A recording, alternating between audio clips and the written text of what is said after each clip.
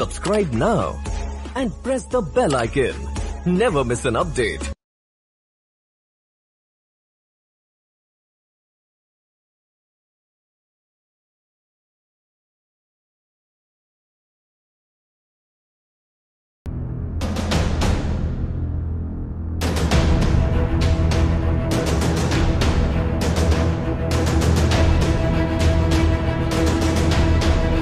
కార్యక్రమానికి స్వాగతం. నేను మీ లక్ష్మణరావు. ఆంధ్రప్రదేశ్ రాష్ట్ర దేవాదాయ శాఖలో ప్రత్యేకించి దేవాలయాల భూములకు సంబంధించి అనేక అరాచకాలు జరుగుతున్నాయి. అంటే అరాచకాలు అంటే ఒక రకంగా అరాచకమే కాదు, ఎకరాలకు ఎకరాలు, వందలకు వందల ఎకరాలు, వేలకు వేల ఎకరాలు రికార్డుల్లో లేకుండా అధికారులు వాటిని మాయం చేసి తమ సొంత ఆస్తుల కింద మార్చేసుకుంటున్నారు. కనీసం చీమగింజంత ఆధారం సాక్ష్యం కూడా లేకుండా చాలా పకడ్బందీగా రికార్డుల మెయింటెనెన్స్ అనేది చేసుకుంటూ వస్తున్నారు. చాలా మటుకు రికార్డులు అవసరమైతే మాయం చేసేస్తున్నారు అంటూ అనేక ఆరోపణలు వస్తున్నాయి. వీటిని ధృవపరుస్తూ ఇప్పటికే చాలా కార్యక్రమాలు చేయడం జరిగింది. కాకినాడ జిల్లాలో మొన్న మనం చూసాం, కార్యక్రమం ఆల్రెడీ ప్రకటించాం. తుని మండలంలో తునిలోని కేశవ స్వామి దేవస్థానం ఉందండి. అంటే ఒకప్పుడు ఉండేది. విచిత్రమైన విషయం ఏంటంటే ఈ గుడి మాయమైపోయింది. గుళ్ళో దేవుడు మాయమైపోయాడు. ఈ గుడికి సంబంధించినటువంటి రికార్డులు ఏవైతే ఉన్నాయో రికార్డులు మొత్తం మాయం చేసేశారు. అంతేకాకుండా ఈ దేవాలయానికి సంబంధించి మరి గతంలో ఉండేటటువంటి జమీందారులు ఎవరైతే ఉన్నారో నేను వాళ్ళ వివరాలు కూడా మీకు ముందు చెప్తాను. సుమారు 122 ఎకరాల మాన్యం భూములు ఇనాం భూముల కింద ఇచ్చారండి దేవాలయం మెయింటెనెన్స్ కోసం. ఇవి ప్రస్తుతం వీటి విలువ 500 కోట్ల రూపాయల పైనే ఉంటున్నట్టుగా ఒక రెవెన్యూ అధికారులు అంచనాగా చెప్తున్నారు. అయితే ఈ భూములు మాయమైపోయాయి, పత్రాలు మాయమైపోయాయి, గుడి మాయమైపోయింది, గుళ్ళో దేవుడు కూడా మాయమైపోయాడు, ఈ గుళ్ళో పనిచేసినటువంటి అర్చకులు కూడా మాయమైపోయారు, ఈ గుళ్ళో పనిచేసినటువంటి ఈవో కూడా మాయమైపోయాడు. అసలు ఈ గుడికి సంబంధించినటువంటి ఆనవాళ్ళు లేకుండా చేసేసారండి. కారణం ఏంటంటే ఈ 121 ఎకరాల 29 సెంట్ల భూమి ఎవరైతే జమీందారులు ఈ దేవాలయానికి ఇచ్చినట్టు ఆధారాలు అయితే ఉన్నాయో, రిజిస్టర్లో ఎంట్రీలు ఉన్నాయో, ఈ భూములు ఏమయ్యాయి అని మేము దేవాదాయ అధికారుల్ని ప్రశ్నిస్తున్నాం. ముఖ్యంగా కాకినాడ జోన్లో చూస్తే కనుక ప్రస్తుతం కాకినాడ జిల్లా అధికారిగా సుబ్బారావు పనిచేస్తున్నారు, డిప్యూటీ కమిషనర్గా రమేష్ బాబు పనిచేస్తున్నారు, ప్రాంతీయ కమిషనర్ కూడా సుబ్బారావు ఉన్నారు రాజమండ్రి, మరి కమిషనర్గా రామచంద్రమోహన్ కొత్తగా వచ్చారు. ఈ వివరాలకు సంబంధించి మేము ఒకటే అడుగుతున్నాం.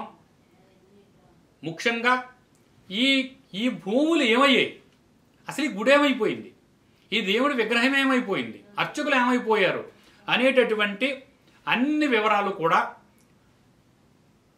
బయట పెట్టవలసిన అవసరం ఉండగా ఇంకా ఈ వివరాలన్నీ బయటికి వచ్చినప్పటికీ కూడా ఇంకా డ్రామాలు కొనసాగుతున్నాయి, నాటకాలు ఆడుతూనే ఉన్నారు అధికారులు. ఏ ఒక్క స్థాయిలో కూడా ఏ ఒక్క వివరం బయటకు రాకుండా అనేక జాగ్రత్తలు తీసుకున్నారు. ఈ దేవాలయాలకు సంబంధించినటువంటి భూములన్నీ మాయం చేశారు, కావాలనే మాయం చేశారు. 100 కోట్ల రూపాయలు, 500 కోట్ల రూపాయల ఆస్తులు సుమారుగా భుజించేశారు అధికారులు, అన్యాక్రాంతం అయిపోయాయి అంటూ కూడా అనేక ఆధారాలు మనకి కనిపిస్తున్నాయండి. మరి ఈ వివరాలన్నీ ఇన్ని మాయమైపోయిన సందర్భంలో మరి గుడి లేదంటున్నారు, వివరాలు లేవంటున్నారు, ఎక్కడా కూడా రికార్డు లేదంటున్నారు, అర్చకుడు లేరంటున్నారు, ఏమీ పరిస్థితి లేదంటున్నారు కదా. మరి మీ వివరాలన్నీ మీరు ఏ రకంగా చెప్తున్నారు, మీ దగ్గర ఏ ఆధారాలు ఉన్నాయని మమ్మల్ని కూడా అడగచ్చు. ఈ దేవాలయానికి సంబంధించినటువంటి కాన్ఫిడెన్షియల్గా కొంత రికార్డు మేము సంపాదించడం జరిగింది. ముఖ్యంగా తుని గ్రామంలో ఉండేటటువంటి ఈ పౌరులు కొంతమంది మాకు ఈ వివరాలు సేకరించి ఇచ్చారండి. మీ వల్లే వ్యవస్థకి న్యాయం జరుగుతుంది. కేవలం మీరు ఆలయ దర్శిని పత్రికా ఛానల్ ద్వారా ఈ కథనాలు వెల్లడించి ఉన్నతాధికారుల దృష్టికి విషయం తీసుకెళ్లడం ద్వారా విషయానికి న్యాయం జరుగుతున్నట్టు మేము భావిస్తున్నామంటూ వారి ఈ విషయాలు మాకు తెలియజేసిన మీదట మేము కూడా వాస్తవాలు పరిశీలించాం. ఉన్నతాధికారులతో కూడా మాట్లాడడం అనేది జరిగింది. మేము ఏదైతే ఈ విషయాలు ఇప్పుడు చెప్తూ వచ్చామో మరి అధికారులు అయితే మాత్రం ప్రస్తుతం మా దగ్గర రికార్డులు లేవు, మేము వెతుకుతున్నాం, మా దగ్గర వివరాలు అయితే లేవంటూ తెలియచేస్తున్నారు. ఇదంతా చాలా చోద్యంగా కనిపిస్తోంది. కారణం ఏంటంటే గతంలో ఈ గుడి ఏదైతే ఉందంటూ మనకి ఆనవాళ్లు కనిపిస్తున్నాయని ప్రస్తుతం అధికారులు చెప్తున్నారో, ఎక్కడ ఒక స్కూలు ఉందండి, అంటే గుడికి ఊలగొట్టేసి స్కూల్ కట్టినట్టుగా ఆధారాలు కనిపిస్తున్నాయి. గతంలో గుడి ఎక్కడుండేది అనేటటువంటి వివరాలు కనుక పరిశీలిస్తే అక్కడ స్కూల్తో పాటుగా కొంత ఖాళీ స్థలం ఒకటి కనిపిస్తోంది.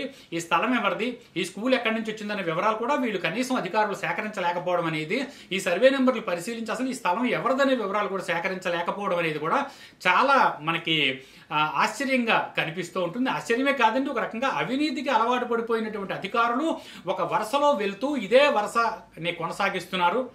తమ అవినీతిని అక్రమాలని కొనసాగించడం కోసం మాత్రమే వీరు ఈ రకమైనటువంటి పంథాన్ని ఎంచుకున్నారు. చడీ చప్పుడు లేకుండా, మూడో గంటకి తెలియకుండా 121 ఎకరాల 29 సెంట్లు భూములు మొత్తం అమ్ముకు తినేశారంటూ కూడా అనేక ఫిర్యాదులు తలెత్తుతున్నాయండి. గ్రామస్తులు అయితే వ్రాతపూర్వకంగా కూడా ఒక ఫిర్యాదు మనకి చేశారు. మరి గుడి కూలగొట్టేసిన గుళ్ళ విగ్రహాన్ని బయట పెట్టేశారండి. మరి ఈ దేవుడి గుడిలో ఉండేటటువంటి కేశవ స్వామి విగ్రహాన్ని తీసుకొచ్చి సమీపంలో ఉండేటటువంటి వేణుగోపాల స్వామి దేవస్థానంలో చెట్టు కింద పారేశారండి. అది కూడా మీరు వెనకాల చూడొచ్చు ఆ విగ్రహాన్ని కూడా. మరి స్కూలు కట్టారు, ఈ స్కూల్ ఎక్కడిది, ఈ విగ్రహం అక్కడికి ఎలా వెళ్ళింది, గుడి ఉండే చోట స్కూల్ ఎలా వచ్చింది అన్న వివరాలు అయితే మాత్రం వీరు సేకరించే ప్రయత్నం ఏది చేయటం లేదండి. మరి ఈ కార్యక్రమం మనం ప్రారంభించాక ఈ మన దగ్గర ఉన్నటువంటి అందిన వివరాలను బట్టి నేను మీకు కొన్ని వివరాలు తెలియజేస్తాను. అయితే పూర్తి స్థాయి అనుమానాస్పదంగా ఉండేటటువంటి ఈ వివరాల్లో అసలు ఎందుకు ఇన్ని అనుమానాలు తలెత్తుతున్నాయి అని విషయం కనుక మనం పరిశీలించి చూసినట్లయితే, ఈ కార్యక్రమం ఏదైతే ఉందో మనం ప్రకటించాక దీని మీద కాకినాడ డిప్యూటీ కమిషనర్ రమేష్ బాబు ఇమ్మీడియట్గా దీని మీద మాకు రిపోర్ట్ ఇమ్మంటూ కాకినాడ ఇన్స్పెక్టర్ ఫణిని ఆదేశించారు.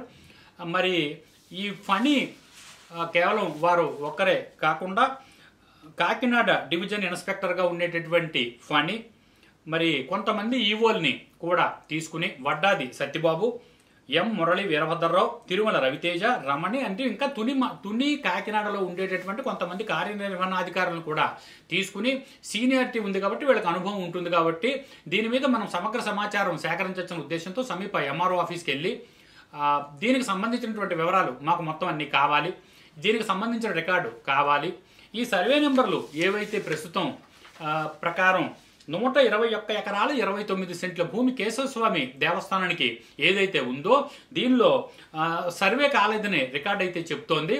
మరి మాకు దీని రికార్డు కావాలంటూ ఎంఆర్ఓని అడిగారు. అయితే ఎంఆర్ఓకి వీళ్ళందరినీ చూసి ఎంఆర్ఓ ఆశ్చర్యపోయారు.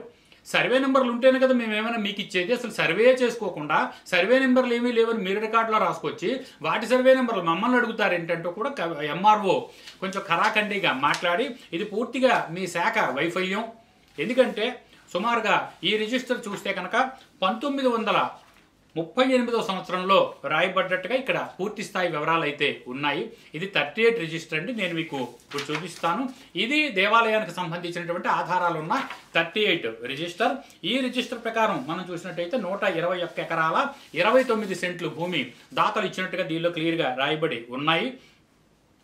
యావత్తు ధర్మాదాయము, ధర్మములు ప్రత్యేక ధర్మాదాయము కలిసి విస్తీర్ణము, వాటి మదింపు శిస్తు, వాటి ఉద్దేశము అనగా ధర్మము చేయు నిమిత్తము వాటికి సంబంధించిన దస్తావేజులు, టైటిల్ డీడ్లు, ఎనాం టైటిల్ డీడ్లు, ఎనాం స్టేట్మెంట్లు నకలతో సహా, లేక వాది సంబంధము చూపు శాసనము, లేక శిలాశాసనములపై చెక్కిన శాసనములు మొదలగు వాటికి సంబంధించిన వివరములు ఏంటంటే స్థిరాస్తి షెడ్యూలు, భూములున్న గ్రామం పేరు కవలపాడు, సర్వే నెంబరు సర్వే చేయబడలేదు, విస్తీర్ణం 106 ఎకరాల 54 సెంట్లు పల్లం, 14 ఎకరాల 75 సెంట్లు మెరక, మొత్తం 121 ఎకరాల 29 సెంట్లు ఉందండి. దరిమిలా ఇనాం భూమిగా కేటాయించుట జరిగిందంటూ చాలా క్లియర్గా ఈ హిందూ దేవాదాయ ధర్మాదాయ చట్టము 38 సెక్షన్ ప్రకారం తయారు చేయబడ్డటువంటి ఈ రిజిస్టర్లో క్లియర్గా వివరాలు రాయబడి ఉన్నాయి. అయితే సర్వే చేయబడలేదు కాబట్టి ఈ భూములు మేము కనుక్కునేటటువంటి పరిస్థితి లేదన్నట్టుగా అధికారులు మాట్లాడుతున్నారు. అందువల్ల సర్వే చేయలేదు కాబట్టి ఈ భూములన్నీ దిగమింగేసి ఈ 500 కోట్ల రూపాయల ఆస్తులకు సంబంధించినటువంటి భూములు అన్యాక్రాంతం చేసేసి కోట్ల రూపాయలు అక్రమాస్తుల కింద అవినీతి అక్రమాలకు పాల్పడుతూ అధికారులు చేజిక్కించుకున్నారు.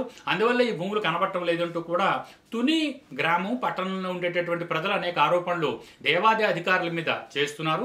మరి ఎందుకు చేయకూడదు, ఇవన్నీ వాస్తవాలుగా కనిపిస్తున్నాయి కదా అంటూ కూడా సంబంధిత ఉన్నతాధికారులందరితో కూడా మేము మాట్లాడడం జరిగింది. అందువల్ల 19/9/1938 సంవత్సరంలో ఈ 38 రిజిస్టర్ రాయబడిందండి. ఇప్పుడు నేను మీకు ఏదైతే చూపించానో ఈ రిజిస్టర్, దీని మీద ఆర్వి జగ్గారావు సంతకం పెట్టారు. మరి డిటిసి ఈయన ఆఫీస్ ఆఫ్ ద హెచ్ఆర్ఈ బీడీఎన్ ఉంది. అంటే అప్పట్లో మద్రాసు ఎండోమెంట్స్ యాక్ట్ పరిపాలనలో దేవాదాయ చట్టాన్ని అనుసరించి 38 రిజిస్టర్ రాయబడ్డట్టుగా ఇక్కడ సంతకాలు ఉన్నాయి. అందువల్ల మరి I hereby clarify that the entries in the register have been checked and certified to the facts at the temple background is the correct అని దీనిలో రాశారు. అయితే ఈ 38 రిజిస్టర్లో కూడా అనేక అనుమానాలు వ్యక్తం అవుతున్నాయండి. కారణం ఏంటంటే ఒక దేవాలయానికి సంబంధించినటువంటి భూములు కనుక్కోవాలి అంటే మరి భూములు కనుక్కునేటటువంటి పరిస్థితి లేదు, సర్వే నెంబర్ లేవు కాబట్టి మేము ఏమీ చేయలేమంటూ ఎంఆర్ఓ చెప్తున్నాడంటూ ఈ ఉన్నతాధికారులు కాకినాడ డిప్యూటీ కమిషనర్కి నివేదిక ఇచ్చినటువంటి కాకినాడ ఇన్స్పెక్టర్ ఫణి మనకి ఫోన్లో తెలియజేస్తున్నారు. వీరి చెప్పిన లెక్కల ప్రకారం ఏంటంటే మేము ఆల్రెడీ అందరం కలిసి ఎంఆర్ఓ ఆఫీస్కి వెళ్ళడం జరిగింది, రికార్డులు పరిశీలించడం జరిగింది, ఎక్కడా కూడా సర్వే నెంబర్లు అయితే మాకు కనిపించలేదు. కానీ దీనికి సంబంధించినటువంటి ఆ రెవెన్యూ రిజిస్టర్ ఏదైతే ఉందో ఆర్ఓఆర్ మేము దాని కాపీ అయితే తీసుకున్నాము అని చెప్తున్నారు. ఆర్ఓఆర్ వల్ల ఉపయోగం ఏంటి? కారణం ఏంటంటే ఈ దేవాలయానికి సంబంధించినటువంటి సర్వే నెంబర్లు ఏవి కూడా ఆర్ఓఆర్లో లేవండి. మరి ఎక్కడ దొరికే అవకాశం ఉంది అంటే ఇనామ్ ఫెయిర్ రిజిస్టర్ అనేటటువంటి ఒక రిజిస్టర్ ఉంటుంది, అంతేకాకుండా బుక్ ఆఫ్ ఎండోమెంట్స్ అనేటటువంటి ఒక రిజిస్టర్ ఉంటుంది, అంతేకాకుండా ఈ 43 రిజిస్టర్ ఏదైతే ఉందో దీనిలో కూడా అనేక రకాల గోలుమాళ్లు జరిగాయి, దిద్దువేతలు మార్పులు జరిగాయి అనడానికి అనేక అనుమానాలు వ్యక్తం అవుతున్నటువంటి ఈ సందర్భంలో ముందుగా చూస్తే తనిఖీదారు ఫణీంద్రతో పాటుగా వెళ్ళినటువంటి బృందం కేవలం ఆర్ఓఆర్కి సంబంధించిన ఒక కాపీ మాత్రమే వాళ్ళు ఎంఆర్ఓ ఆఫీస్ నుంచి తీసుకురాగలిగారు. కానీ నయా పైసంతా కూడా ఈ భూములకు సంబంధించిన వివరాలు వీళ్ళు రాబట్టలేకపోయారు. అంతేకాకుండా మరింత తరువుగా భూములు పరిశీలించినప్పుడు ఇదే గ్రామంలో ఈ కవలపాడు అనేటటువంటి గ్రామానికి సంబంధించినటువంటి రికార్డు వీళ్ళు పరిశీలించినప్పుడు రెవెన్యూ రికార్డుల ప్రకారం గయ్యాలి భూములు అని చెప్పి కొంత భూములు ఉన్నాయండి. అంటే ప్రభుత్వ లెక్కల ప్రకారం అవి పోరంబోకు భూముల కింద లెక్క పెడతారు, గయ్యాలి భూములు అంటారు. ఆ భూములు అనేకం ఉన్నాయి, ఆ భూములకు మళ్ళీ సర్వే నెంబర్లు లేవు. ఈ సర్వే నెంబర్లు దీనిలో లేకపోవడం వల్ల ఈ కేశవస్వామి దేవస్థానానికి సంబంధించిన భూములు ఏమైనా ఆ గయ్యాల భూముల్లో కలిసిపోయేమో అని వీళ్ళు ఐడెంటిఫై చేయలేకపోతున్నారు. అంతేకాకుండా మరింత విచిత్రంగా సమీపంలో ఎంఎస్ఎన్ చారిటీకి సంబంధించినటువంటి భూములు 150 ఎకరాలు ఉండగా మా లెక్కల ప్రకారం 250 ఎకరాల పైగా ఆ సంస్థకు ఉన్నట్టుగా కనిపించాయి. అందువల్ల ఈ దేవాలయానికి సంబంధించినటువంటి 100 ఎకరాలు ఎంఎస్ఎన్ చారిటీకి సంబంధించినటువంటి భూముల్లో కలిసిపోయాయేమో, గయ్యాల భూములన్నీ ఒకటైపోయాయేమో అనే ఉద్దేశంతో మేము వారికాడు కూడా పరిశీలించాము. కానీ ఎక్కడ చూసినప్పటికీ కూడా ఆ భూములన్నీ ఎంఎస్ఎన్ చారిటీకి సంబంధించిన భూములుగానే నిర్ధారితం అయ్యాయంటూ కూడా ఇన్స్పెక్టర్ ఫణి ఇచ్చినటువంటి వివరణ ప్రకారం మనకి తెలుస్తోంది. అంతేకాకుండా ఈ భూములు కనిపెట్టడం ఎలా, కాపాడడం ఎలా, దీనికి ఉపాయాలు ఏమిటి? దేవాదాయ అధికారులు ఎందుకు ఉపాయం ఆలోచించలేకపోతున్నారు? ముందుగా నెంబర్ 1, దీనికి సంబంధించినటువంటి ఇనామ్ ఫెయిర్ రిజిస్టర్ కాపీ ఏదైతే ఉందో అది ఆల్రెడీ ఎంఆర్ఓ ఆఫీసులో కూడా ఒక కాపీ ఉంది.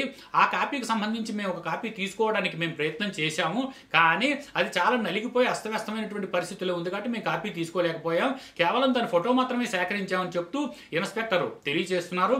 కానీ దానికి సంబంధించినటువంటి కాపీ ఏదైతే ఉందో ఆ కాపీ నకలు నివేదిక సమర్పించిన సందర్భంలో ఉన్నతాధికారులకు దఖలుపరిచారా లేదా అనే విషయమై ఈ ఇన్స్పెక్టర్ ఫణి ఇచ్చినటువంటి వివరణలో ఎక్కడ కూడా ఒక సంతృప్తికరమైనటువంటి సమాధానం అయితే లేదు. ఇంకా రెండవ విషయం, కాకినాడ జిల్లా అధికారి కార్యాలయంలో ఉండేటటువంటి బుక్ ఆఫ్ ఎండోమెంట్స్ మీరు ఏమైనా పరిశీలించారా? ఆ పరిశీలనలో ఈ దేవాలయాలకు సంబంధించినటువంటి భూముల వివరాలు ఉన్నటువంటి వివరాలు ఏమైనా ఉన్నాయా అని కూడా అడిగాం. అయితే ఈ బృందం, తనిఖీ బృందం ఏదైతే ఉందో, విచారణ బృందం ఏదైతే ఉందో కాకినాడ జిల్లా అధికారి కార్యాలయంలో బుక్ ఆఫ్ ఎండోమెంట్స్ పరిశీలించలేదు, మేము అక్కడికి వెళ్ళలేదని చెప్తున్నారు. కలెక్టర్ ఆఫీస్లో ఉండేటటువంటి ఇనామ్ ఫెయిర్ రిజిస్టర్ను కూడా వీళ్ళు పరిశీలించలేదు. ఒక చోట రిజిస్టర్ అవసాన దశలో ఉన్నప్పటికీ మరో చోట రికార్డు ఉండేటటువంటి అవకాశం ఉంది కాబట్టి, చాలా పాత రికార్డు కాబట్టి దీనిని ప్రివెంట్ చేసుకుని దగ్గర పెట్టుకోవాల్సిన అవసరం దేవాదాయ శాఖ అధికారులకు ముఖ్యంగా ఉండగా అది వాళ్ళు చేయలేదు. అంటే ఇనామ్ ఫెయిర్ రిజిస్టర్ పెట్టుకోలేదు, రెవెన్యూ రికార్డు పెట్టుకోలేదు, కానీ అడంగల్ ఏదైతే ఉందో దాని కాపీ మాత్రమే తెచ్చుకున్నామని చెప్తున్నారు. మరీ ముఖ్యంగా విచిత్రమైన విషయం ఏంటంటే, సర్వే నెంబర్లు ఉంటే మేము వివరాలు ఇస్తామని ఎంఆర్ఓ చెప్పినటువంటి ప్రకారం కనుక మనం చూస్తే అసలు ఈ భూములకి సర్వే ఎందుకు చేయలేదు, సర్వే నెంబర్లు ఈ 38 రిజిస్టర్లో ఎందుకు దఖలపరచలేదని మేము దేవాదాయ అధికారులందరినీ అడుగుతున్నాం. అంటే ముందుగానే ప్లాన్ చేసుకుని ఈ రికార్డు మాయం చేయడం కోసం మాత్రమే సర్వే నెంబర్లు ఎక్కడ చూసినప్పటికీ కూడా అందుబాటులో లేకుండా ఉండేలాగా ఈ రిజిస్టర్లో నమోదు చేయలేదనేటటువంటి అనుమానం కూడా పూర్తిగా నిర్ధారితం అవుతోంది.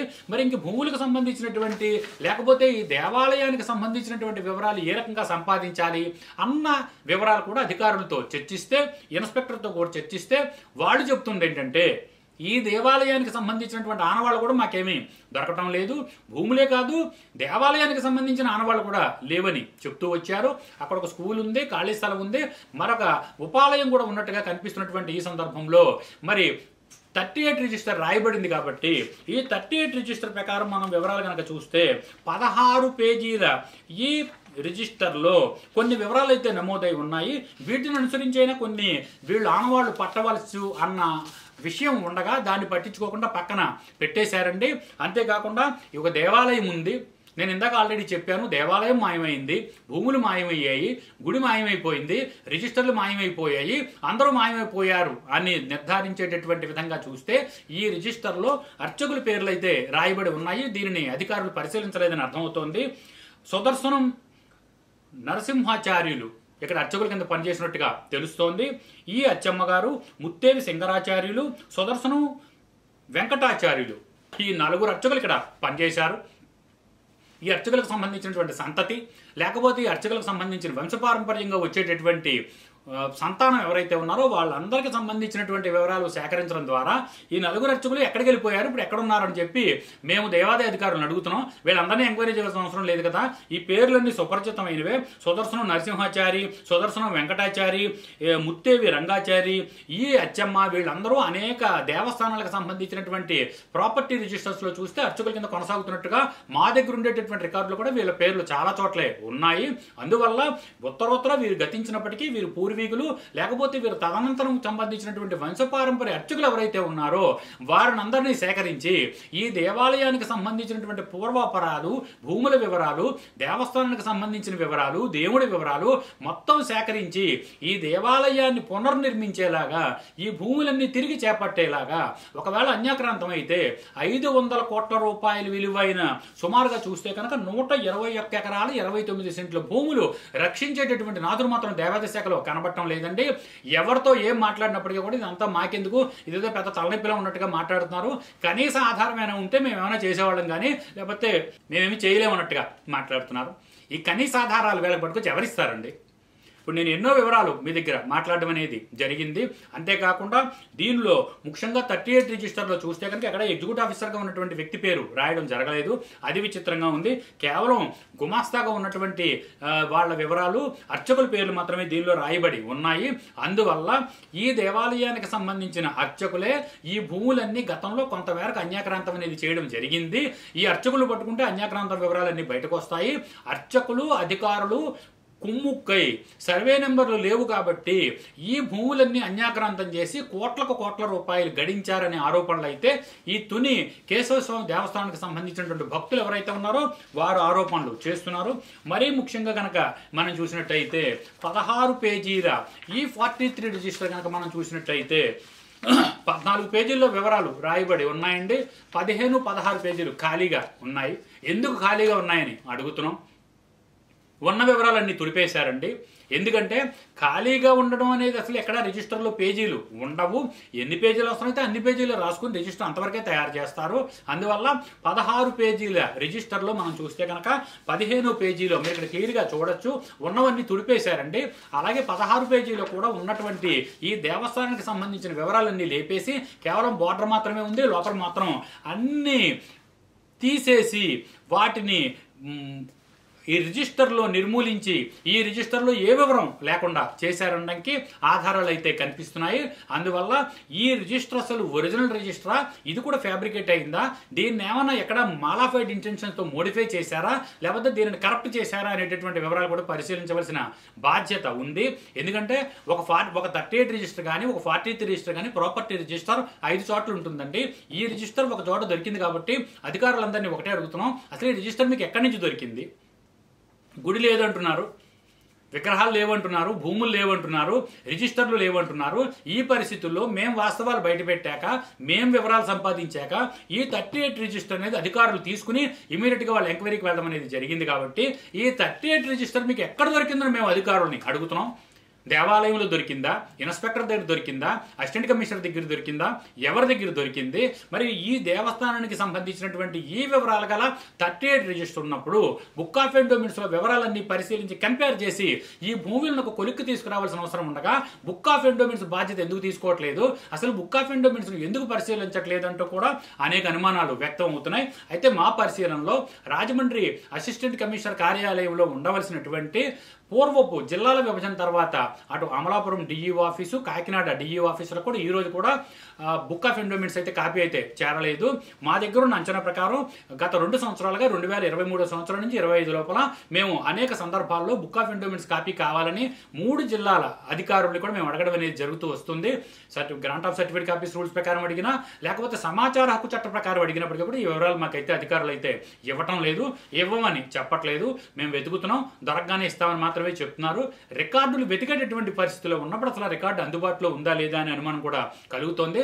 మాకు కలిగినటువంటి అనుమానం ప్రకారం, మా దగ్గర ఉన్నటువంటి సమాచారం ప్రకారం ఈ ఒక దేవాలయానికి సంబంధించినటువంటి భూమే కాదు, ముఖ్యంగా పూర్వపు east Godavari district Rajahmundry assistant commissioner ఆఫీసులో ఉన్నటువంటి బుక్ ఆఫ్ ఎండోమెంట్స్ కూడా అధికారులు మాయం చేసినట్టుగా మాకు అనేక ఆరోపణలు వెల్లువెత్తుతున్నాయి. మాకు అనేక ఫిర్యాదులు కూడా వస్తున్నాయి, అనేక మంది ఫిర్యాదు చేస్తున్నారు.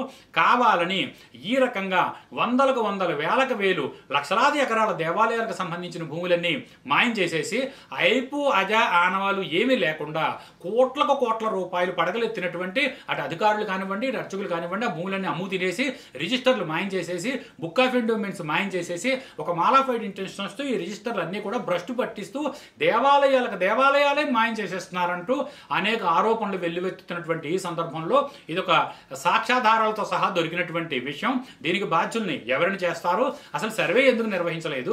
సర్వే నిర్వహించవలసిన అధికారులు బాధ్యత ఎరిగి ఉండకపోవడం వల్ల, బాధ్యతగా సర్వే చేయకపోవడం వల్ల, సర్వే నెంబర్లు లేకపోవడం వల్ల ఈ రకమైనటువంటి ఉపద్రవం వెలువడినట్టుగా అధికారులే నిర్ధారిస్తున్నటువంటి ఈ సందర్భంలో మరి ఈ 121 ఎకరాల 29 సెంట్ల భూమి మాయం కావడం మీద, కనీస సాక్ష్యాధారాలు లేకపోవడం మీద ఎవరిని దోషిగా నిర్ధారిస్తారు? 500 కోట్లకు పైగా ఈ విలువ గల భూములను చెప్పబడుతున్నటువంటి ఈ సందర్భంలో ఈ భూములకు సంబంధించినటువంటి డబ్బు తిరిగి ఎవరి దగ్గర రాబడతారో, ఇంత విలువైనటువంటి భూములు ఏమైపోయో కనుక్కోవాల్సిన బాధ్యత అధికారులకి లేదా?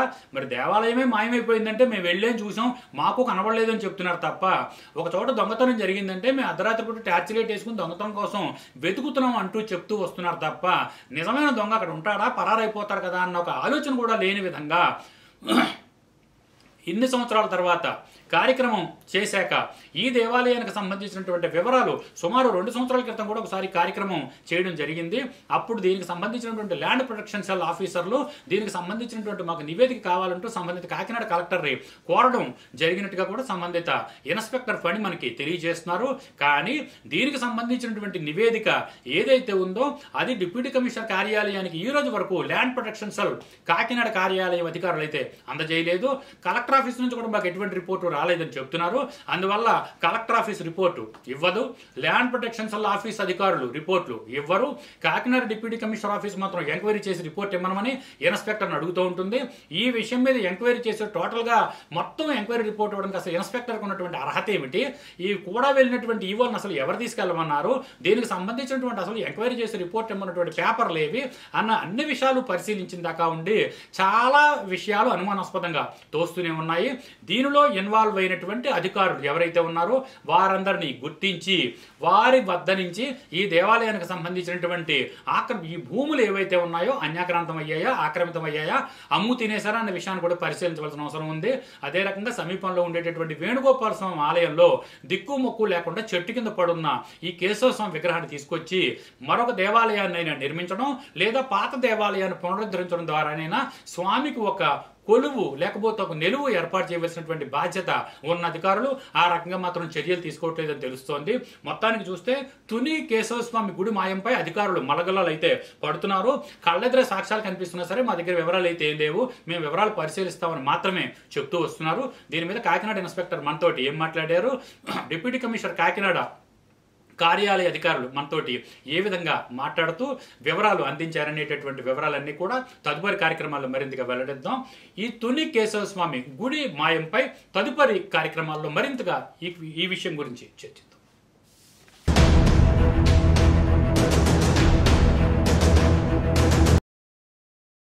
Subscribe now and press the bell icon. Never miss an